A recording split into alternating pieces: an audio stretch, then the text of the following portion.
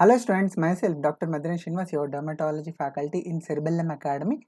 So in this video we are going to see the image based questions and the MCQs which are asked on 5th of March 2023.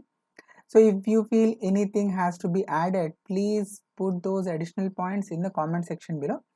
And also do like this video and subscribe to this YouTube channel so that you will get all the latest updates on the videos which I post in this channel. And if there are any mistakes, as I've already told you, please do point out the question and also the options or any changes which you feel have to be made in the comment section below.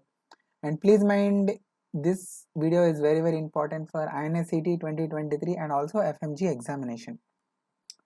So to analyze the derma paper, many students told that it was not so difficult initially. So they told it was an easy paper.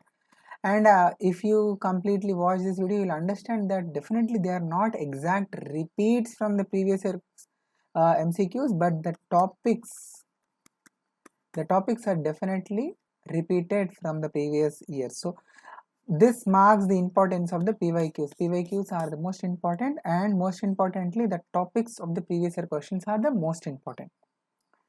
And I'm very happy that the last minute revision of dermatology topics video which I made on 26th of February, many questions actually came from that lecture. We'll see what were the questions which came in between. So this is the question: what long-term complication is most likely to occur in this patient? And many students told that this was the exact image.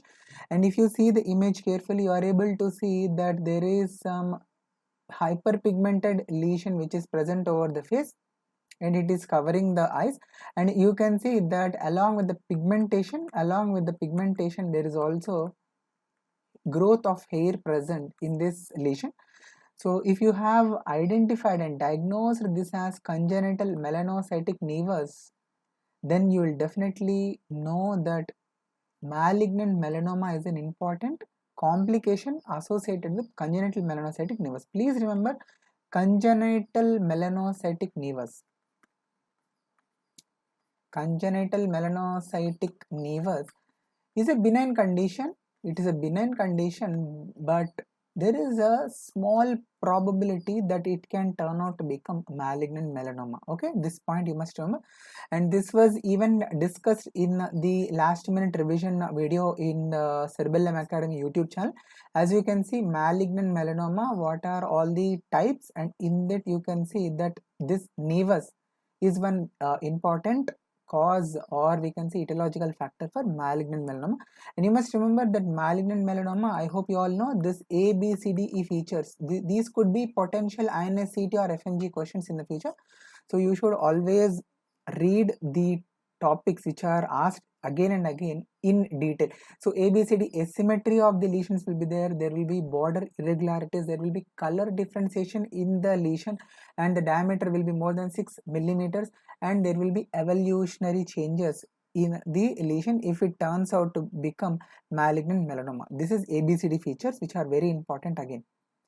So congenital melanocytic nevus, please remember, if the size of the lesion, as you can see in this image, is as it is more than 20 centimeters, we call it as giant congenital melanocytic nevus, and the risk of melanoma is present. It is very less, but still it is present, 2 to 5%. And some students told that why not it can be cataract or glaucoma. Please remember, friends, there is one more condition which is called as Stooge-Weber syndrome, in which there can be cutaneous port wine stain, which will present in this fashion. Pink to red flocks will be present over the face, and these children are going to have increased possibility of eye involvement in the form of glaucoma. Okay.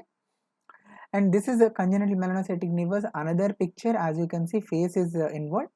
And this is the lesion over the trunk, the same congenital melanocytic nevus. And the very important differential for this is Becker's nevus. Please remember, Becker's nevus will become active during puberty, and the color is going to be brown here, not black. In the congenital melanocytic nevus, the color will be black. And also you can see the skin will be thickened in congenital melanocytic nevus, and also there will be hair in both these conditions. There will be hair in both these conditions. Okay, this is what you must remember about Becker's nevus. Becker's nevus will not be present since birth, it will be present from the time of puberty. Why? Because it is androgen sensitive. And this is the next question. Woman who is a regular user of the hair dye. So this was what the students told. The woman is a regular user of hair dye presented with the uh, given picture, clinical picture. As you can see, there is periorbital edema. And please remember here the answer is going to be paraphenyldiamine, which is in short referred to as PPD. So all these options are actually allergens which can produce contact dermatitis, which is called as allergic contact dermatitis. By this time, I hope you know that the investigation of choice for allergic contact dermatitis is patch test. So this question was asked several times. Just remember that in the patients who are using hair dye since many years, but still there can be onset of this allergic contact dermatitis features. Even after, despite the patients are using for several years, the manifestations can develop after n number of application of this hair dye. And this is not going to be just confined to the scalp, but it can also involve the other body, where you can see this periorbital edema. This manifestation is also very important.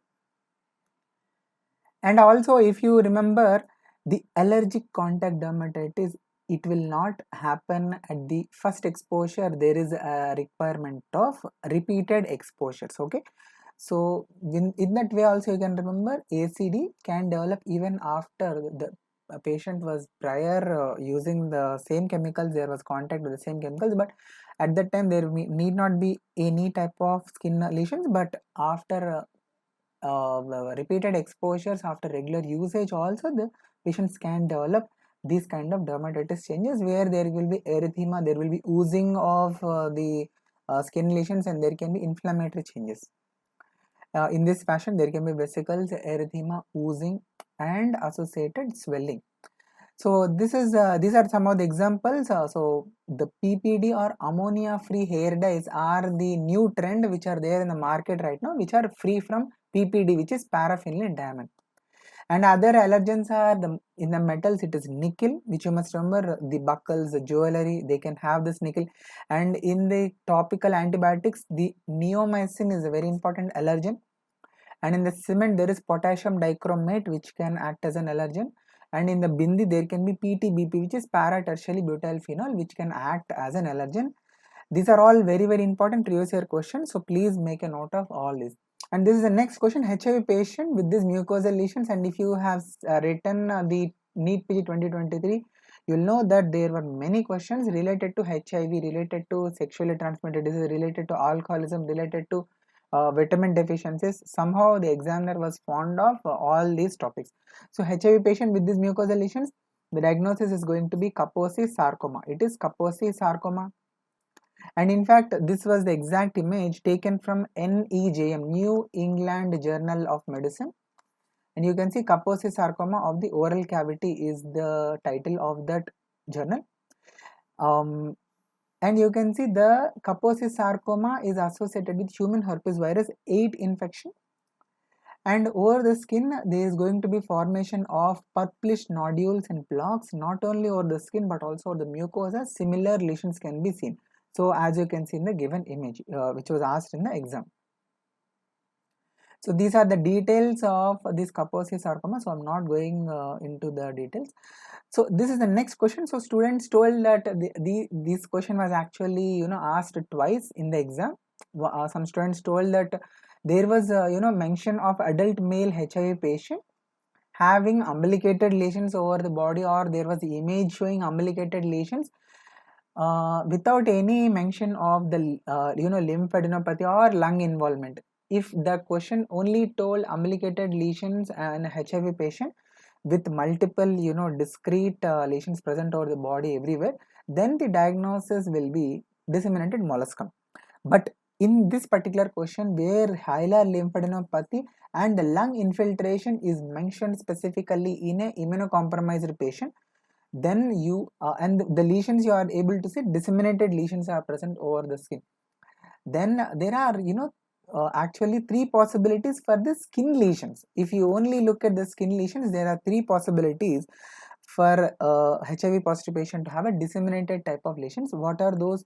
The first one is histoplasmosis, the next one is molluscum contagiosum, and the third one is cryptococcosis. Please remember, among these, as you can see in the three options, we have these three. Disseminated molluscum, which is a viral infection, is going to present only with skin lesions. Whereas histoplasmosis, if it is disseminated histoplasmosis, there will be involvement of the skin, and along with that there will be lung involvement. And if it has to be cryptococcosis, then along with the skin there will be mention of central nervous system involvement. Okay, so the lesions, skin lesions actually will be umbilicated papules, but many students told that the skin lesions were very blur, and some students defined this as going to a 3D movie without wearing a specs. So the image was very blur and it was not visible. So if you get to see this kind of a history, hilar lymphadenopathy and lung involvement, then the answer for this question is going to be disseminated histoplasmosis. Please remember friends, the differentials for umbilicated papules can be all these three: histoplasmosis, molluscum and cryptococcosis, but this is how we can differentiate these from one another. And this was also discussed in the last minute revision points which was discussed in Cerebellum Academy. And this is the IJDVL article image related to disseminated molluscum contagiosum, but many students told that this was not the image. Instead, the entire body was having the skin lesions. That was what many students told. This was the IJDVL article case report of this patient. And this, I hope you all know this trick to remember the molluscum contagiosum related findings. First, we are going to have pearly white dome shaped umbilicated papules, pearly white, and there will be a very important phenomenon positive in this. Pseudo-Koebner's phenomenon will be positive, in which the trauma is going to induce the development of similar looking lesions, similar morphological lesions along the lines of the trauma. This is due to the auto inoculation of the viral particles onto the normal looking skin. So this is called as pseudo-Koebner's phenomenon. And on histopathology, we can see Henderson-Patterson bodies. On histopathology, we can see Henderson-Patterson bodies, which are intracytoplasmic inclusion bodies, eosinophilic inclusion bodies. And don't want to go into detail. And as you can see here, please remember molluscum contagiosum, the manifestation in immunocompromised patients is going to be very, very peculiar, where there will be giant lesions, giant molluscum lesions will be there, which will be more than 1 centimeter in size, and also there will be extensive involvement involving all over the body and atypical presentation. There can be large blocks, and this usually molluscum lesions are self-limiting, but if it is associated with HIV patients or immunocompromised individuals, it will be resistant or recalcitrant to the treatment. And this is the next question. 37-year-old obese woman with hirsutism presented with acne as given in the image. The lesions are not responding to the antibiotics and isotretinoin. What will be the next step? Please remember friends, if this was exact question, then the straight away the answer is going to be investigate the patient, rule out any underlying cause for the hyperandrogenism. Please remember, the acne actually is going to have a bacterial that is Propionibacterium acnes angle, in which we are going to use antibiotics, and it is going to have increased sebum production, for which we are going to use isotretinoin. But also please remember friends, there is one more important component, that is hormones, which are androgens. Okay, if the patient is not responding to antibiotics or isotretinoin, always think that there is some problem with the hormones, androgens. And please remember, these clues which are given in the question, obesity and hirsutism, are actually pointing out towards some hormonal imbalances, which could be due to polycystic ovarian syndrome. There can be anything underlying cause, but you will remember PCOS most commonly. And also I hope you do remember this very important syndrome, which is Hyran syndrome, hyperandrogenism, insulin resistance, and acanthosis nigricans. Okay, and many students told me that nodulocystic lesions, that is nodulocystic acne, was given, and along with that there were terminal hairs, that is hirsutism, was also shown in the image. So if this was the image, then answer is going to be hyperandrogenism. And the important syndromes which are associated with acne are, as you can see, Hyran syndrome, I have already told you, very, very important, friends. And there is one more syndrome, Saha syndrome, which is seborrhea, acne, hirsutism, and androgenetic alopecia. Androgenetic alopecia.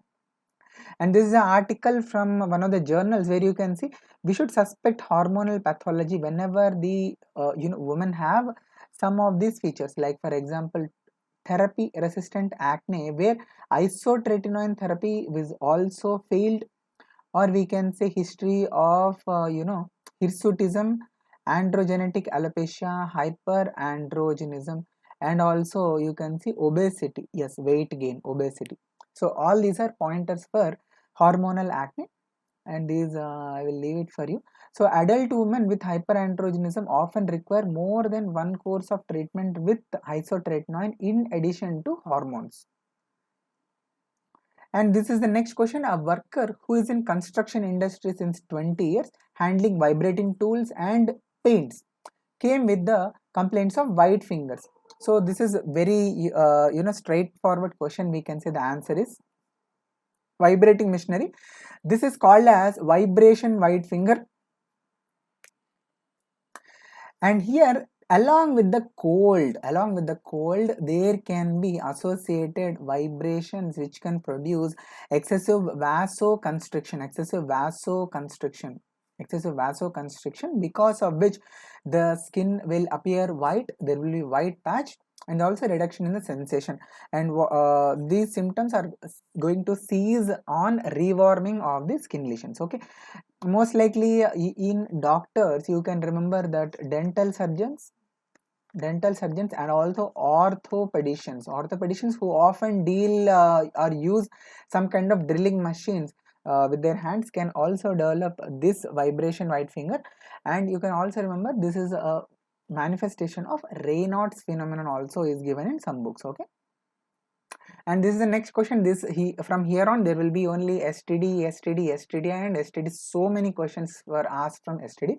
So women with multiple sexual partners came with complaints of lower abdominal pain, intermenstrual bleed, dysuria. What is the causative organisms? Very, very straightforward question, we can say. The answer here is Neisseria gonorrhea. Please remember, this is a case of pelvic inflammatory disease from the symptoms which are mentioned in the question. And because the examiner wants you to think in terms of sexually transmitted diseases, that is why the point multiple sexual partners is mentioned. And among the given options, TB is not STD, and HSV, Candida, Neisseria gonorrhea can be thought of as an STD. But please remember, the lower abdominal pain, intermenstrual bleed, and dysuria are pointing towards pelvic inflammatory disease, which are all in favor of Neisseria gonorrhea. And you must remember, this is taken from CDC, where you can see the pelvic inflammatory disease, the important causative agents are Chlamydia trachomatis and Neisseria gonorrhea. And yes, this is the next question on STD. Patient with multiple sexual partners, somehow the examiner is fond of multiple sexual partners, comes to you. Smear of the patient is as shown in the image, and this is a very, very important previous year question. This was asked in the INSCT with the same image. Please remember, again the diagnosis here is Neisseria gonorrhea. So what is the treatment which you are going to use in these patients? It is ceftriaxone. So this was also discussed in the last minute revision video. So these are the intracellular as well as extracellular gram-negative diplococci which are pointing towards a diagnosis of Neisseria gonorrhea. And you must remember that the treatment protocol according to NACO,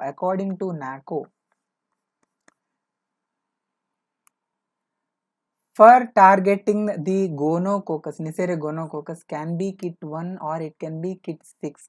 Okay, we'll see. Kit 1 is green color and it is going to be used in urethral discharge, cervicitis, and anorectal discharge, which is going to consist of single stat dose of 400 milligrams of cefixime. Along with that, there will be azithromycin 1 gram stat. So 2 tablets will be there. So this, if the patient is having cervicitis, urethral discharge, or anorectal discharge, we are going to use. And according to CDC 2021 criteria, the patients are going to be given intramuscular ceftriaxone, which was given in this particular question, ceftriaxone. Okay. According to CDC guidelines, we are going to use ceftriaxone. Depending upon the weight, the dosage will be changed. And for the previous question, pelvic inflammatory disease, please remember the treatment is going to be given with yellow kit, which is kit number 6, which consists of metronidazole, cefixime and doxycycline. Metronidazole, cefixime and doxycycline. I hope you all know this simple trick to remember this yellow color and the pelvic inflammatory disease. Lower abdominal pain, low is there, and in yellow there is low. Yellow, dirty fellow. So lower abdominal pain, yellow colored kit for pelvic inflammatory disease. Pelvic inflammatory disease is very, very dirty, guys. Why? Because it can lead to infertility in the woman in the future. So you can remember yellow, dirty fellow, lower abdominal pain, yellow colored kit, that is 6th kit, which consists of metronidazole, cefixime and doxycycline. And this is the next STD, everywhere STD.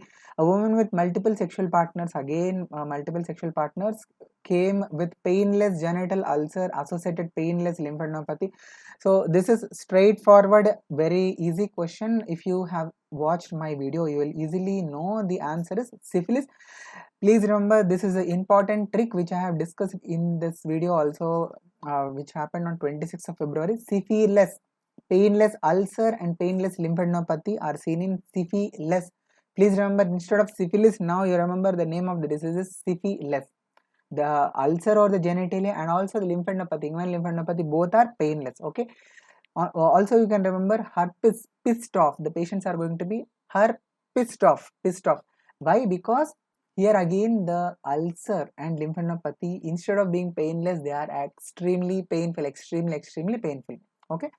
And donovanosis, do is two in Hindi, do no hote hai isme. So what are those two no's? First no is no pain in the ulcer. There will not be any pain in the ulcer, and there will not be any lymphadenopathy. There will not be any lymphadenopathy in the patients of donovanosis. So this is donovanosis.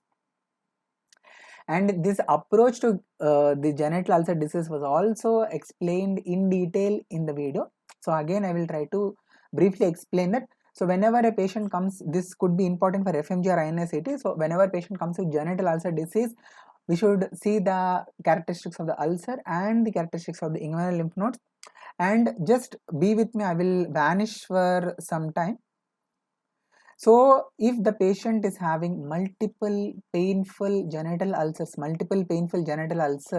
just check out the lymph nodes. And if the lymph nodes are also painful, then there are two possibilities. First, it could be chancroid,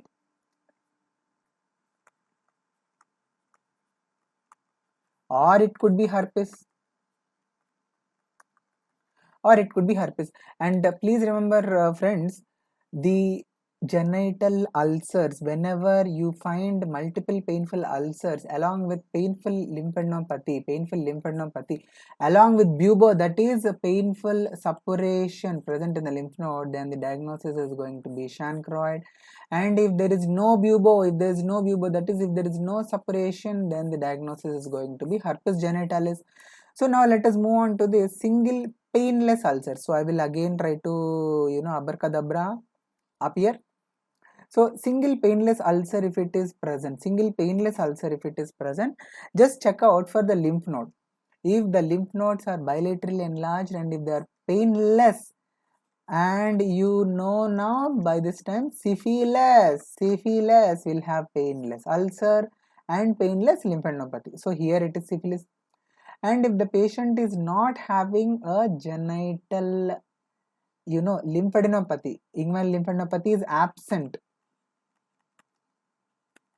then the diagnosis is going to be donovanosis. And in donovanosis, I hope you all know that the description of the genital ulcer is beefy red ulcer. Okay, very, very important. And in the case of single painless ulcer, genital ulcer with lymphadenopathy, which is called as bubo, then here the diagnosis is going to be lymphogranuloma venereum. Very, very, very important slide. You can take a screenshot and keep it.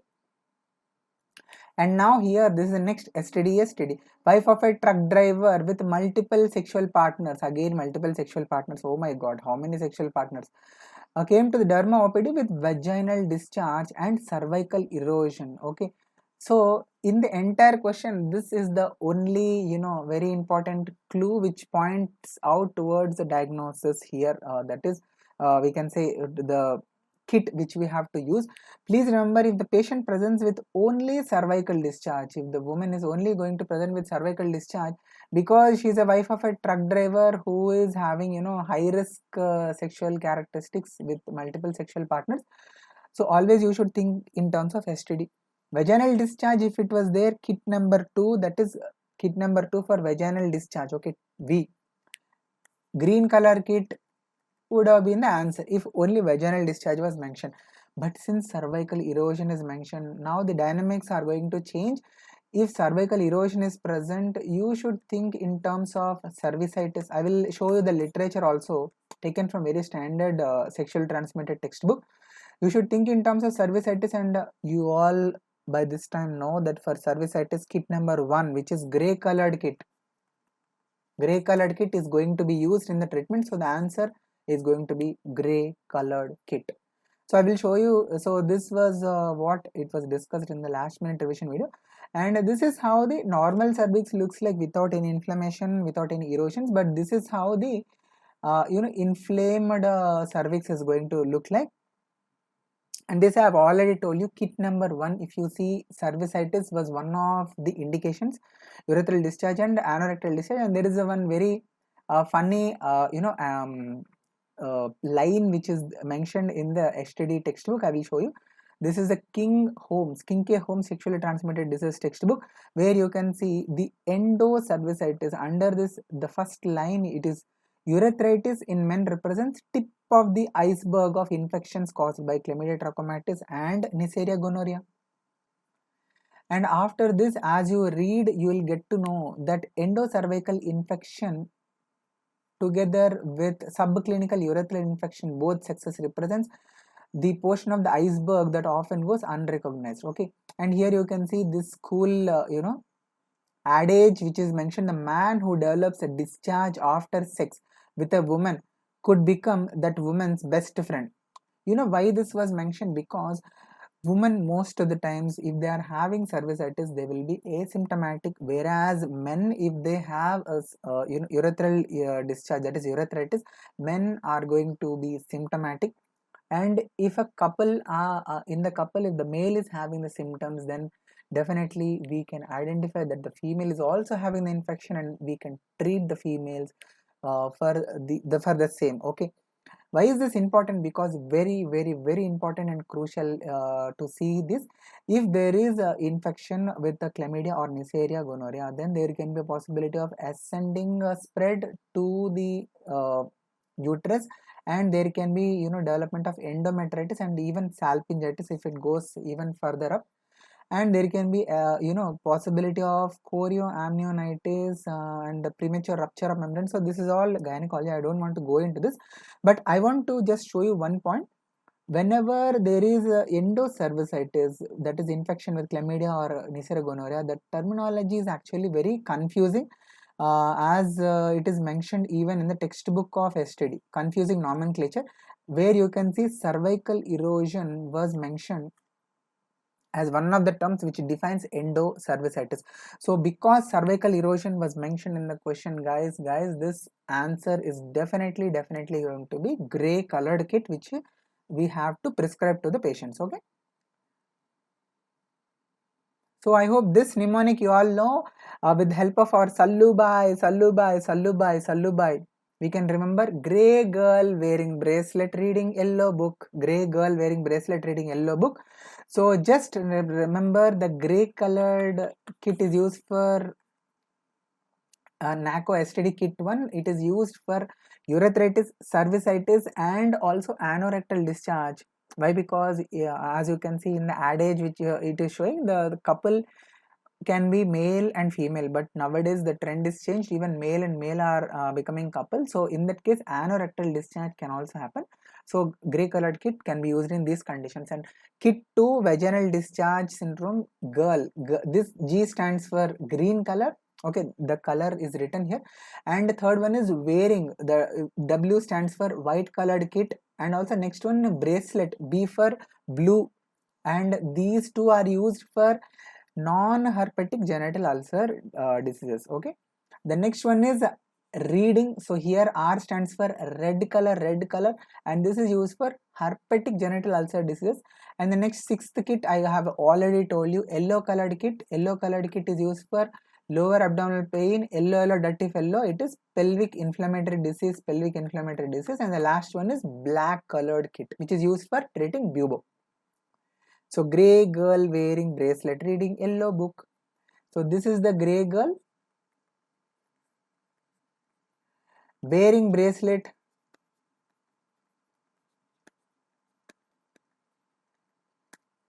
and reading yellow book.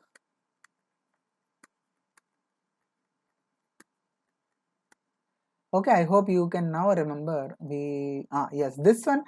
Many students told that why cannot the cervical erosions which are mentioned in the question could be trichomoniasis, because you know trichomoniasis we have this term called as colpitis macularis.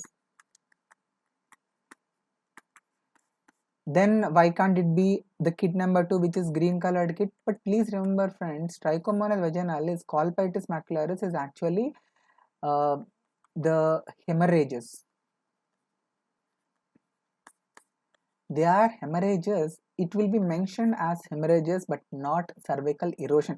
Cervical erosion term, if it is mentioned, as I have told you in this textbook, it is mentioned that these are all the terms which can be used to define endocervicitis. Okay, so because of that reason I don't want to go with the green colored kit in this question. So these are all the contents, so we are not going to go into the details of these kits. So this is the next question. So patient presents with diarrhea, dermatitis, dementia. Are the niacin would have been irritated by looking at this question coming so many times. It is answer is option A, vitamin B3, that is niacin deficiency. Please remember, even if someone beats you in your sleep and wakes you up and asks you diarrhea, dermatitis, dementia, what is your answer? The vitamin deficiency you should tell is niacin deficiency. This was discussed in the last minute revision video also. Dermatitis, dementia, diarrhea and Castle's necklace will be present in this condition. And this is the next question. Baby came with perioral rash, perivaginal rash along with delayed wound healing. So this is again a very important topic, which is acrodermatitis enteropathica. Even this question was also discussed in the last minute revision video, guys. Very important. If you have not yet watched it, you can watch this 2.5 hours video. Okay. So let us quickly see about pellagra and acrodermatitis enteropathica in a comparative fashion. Why? Because these two are very close clinical features are present in these two conditions. So this pellagra, this is a pellagra is due to niacin or vitamin B3 deficiency, and the amino acid which is a precursor for niacin is tryptophan. This is biochemistry, pediatrics, dermatology integration we can say. And the diet rich in jowar and maize can induce or produce this pellagra, and alcohol intake can also precipitate this. And in dermatitis you must remember the photoderm, and I hope all of you know the 3Ds. Diarrhea, dementia, dermatitis. If you don't know these three, and if you have passed and became a PG, then the fourth D, you will happen to see the fourth D, which is death. So that's the reason why learn very well when you are learning. Learn properly, thoroughly, whatever subject you are taking. You should have a basic knowledge of all the subjects. Okay. So to prevent this fourth D, we should know these 3Ds. Okay. And the dermatitis is characteristically present over sun exposed areas, which is Castle's necklace, which you are able to see. And there is one more sign which is called as gauntlet sign. I hope you all have seen this. End game, Avengers. So who is this? Please post your answer in the comments. Who is this villain? Thanos. So he is wearing the gauntlet. So likewise in the pellagra, the patients over the sun exposed areas, not only over the neck but also over the hands, can have this dermatitis changes, which is called as gauntlet sign. So with great power comes great responsibility, and this is our gift. Okay, being a doctor, this is our curse. Being a doctor, we have to be lifelong medico forever. Who am I? I am doctor. Still I am a doctor. I am having a superpower. Okay, you should think like this every day. and be patient, everything comes to you in the right moment. So this is acrodermatitis enteropathica. Quickly few points. Autosomal recessive condition, gene is SLC39A4 gene, and here the basic funda is, again there will be a triad, diarrhea, dermatitis will be there, but the other part of the triad will be alopecia, that is hair loss. And here the dermatitis is going to be periorificial and acral. So acral dermatitis will be there, that is the reason it is called as acrodermatitis. And because there is a problem with the absorption of the zinc, it is called as enteropathic, and the treatment is going to be, unfortunately, lifelong high dose of zinc supplementation has to be used. And please remember, zinc is also associated with wound healing. So if zinc deficiency is there, the wound healing will also be very, very poor. And you can see this child who responded beautifully after supplementation of the zinc just after 10 days. So that is the reason why you should be knowing these conditions, because if you treat them, they are going to respond beautifully. And this is a a comparative table. I just don't want to go into the details. So these are some of the integrated questions, we can say, not purely dermatology, not purely biochemistry, not purely pediatrics, but a combination. So why do scurvy patients bleed or show the ecchymosis? Please remember the answer is because of the collagen defect which will happen due to the vitamin C deficiency. Vitamin C is very important for the formation of the collagen. And few more points I just want to add. There will be perifollicular purpura over the skin, we can see, and bleeding gums is important clinical feature, guys. And corkscrew hair is also important manifestation in the patients of vitamin C deficiency, which is scurvy. So bleeding gums and corkscrew hairs. So a question for you, corkscrew motility is seen in which condition? Please post your answer in the comment section. So this is a question from me, microbiology, from pediatrics, from dermatology, Koplik spots are seen in measles. So I just don't want to go into the details. So with this, I just want to conclude, with great power comes great responsibility, guys. We have the great responsibility of handling our patients. So that is our gift. But this is also a curse. Why? Because we have to be lifelong medico forever. There is one student medico forever with the name. Okay, we have to be a medico forever. Even I am a senior student, but still I am a student. I will be a student till my last breath. Okay, we have to be students till our last breath. That is what you have to remember. And I am a doctor, a great doctor. That's what we should think of. And we can't call a person as a failure if he or she never gives up on their efforts. ఆపేసి ఓడిపోయిన వాడు ఉన్నాడు కానీ ప్రయత్నిస్తూ ఓడిపోయిన వాడు చరిత్రలో లేడు. Okay, this is from my favourite movies Jersey. And జీవితం ఎవరిని వదిలిపెట్టదు, అందరి సరదా తీర్చేస్తుంది. Okay, and I hope after the exam you may be getting the same feeling. Some topics you might have left, vitamin, if you have vitamins, if you have left, my god, STDs and vitamins, if you have left HIV, you may feel that జీవితం నిజంగానే ఆడేసుకుంది. You may feel that you have ruined, screwed with the preparation, because there are so many questions. Sometimes it happens that even in the theory exams, the examiner will somehow become very much biased and ask so many questions from single topic. If you, in case you leave that single topic, khatam, tata, bye bye. That will happen sometimes. And I hope you enjoyed this session very well. If at all there are any changes which you want in the questions or in the options, please put those changes in the comments, guys. I will read each and every comment. Just try to tag me also, and most likely I will put the timestamps for this video in the first comment or in the description. I will try to include the timestamps so that you can watch out a particular topic from the time frame of YouTube timestamps. I hope you all know. So that's it in this session. I hope all of you enjoyed this session. Please do hit that like button if you enjoyed this session, and also do subscribe to this YouTube channel. And that's it, friends. Myself, Dr. Maddineni Srinivas.